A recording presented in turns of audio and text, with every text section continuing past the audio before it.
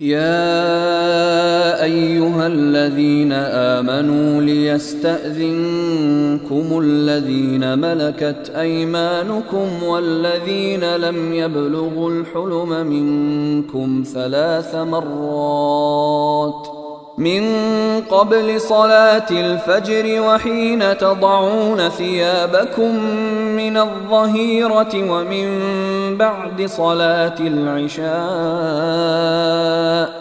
3 عورات لكم ليس عليكم ولا عليهم جناح بعدهن طوافون عليكم بعضكم على بعض كذلك يبين الله لكم الآيات واللہ علیم حکیم۔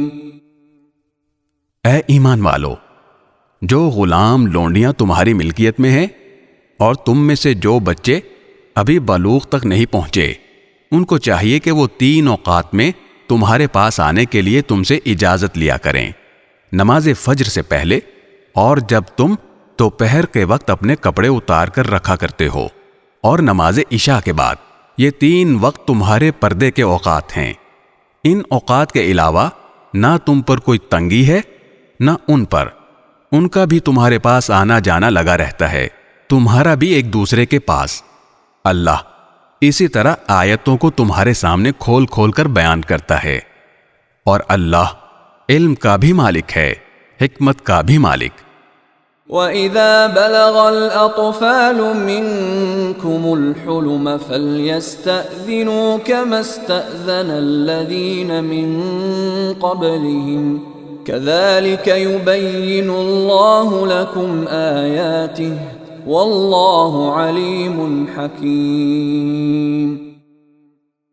اور جب تمہارے بچے بلوغ کو پہنچ جائیں تو وہ بھی اسی طرح اجازت لیا کریں جیسے ان سے پہلے بالغ ہونے والے اجازت لیتے رہے ہیں۔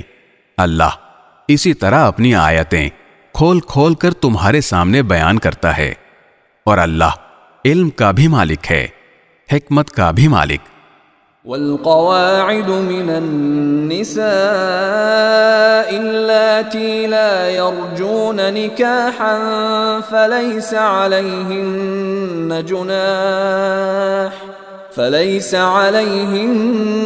جناح أن يضعن ثيابهن غير متبرجات بزينة وأن يستعففن خير لهم واللہ سمیع علیم۔ اور جن بڑی بوڑھی عورتوں کو نکاح کی کوئی توقع نہ رہی ہو، ان کے لیے اس میں کوئی گناہ نہیں ہے کہ وہ اپنے زائد کپڑے مثلاً چادریں نامحرموں کے سامنے اتار کر رکھ دیں، بشرطے کہ زینت کی نمائش نہ کریں، اور اگر وہ احتیاط ہی رکھیں تو ان کے لیے اور زیادہ بہتر ہے، اور اللہ سب کچھ سنتا، ہر بات جانتا ہے۔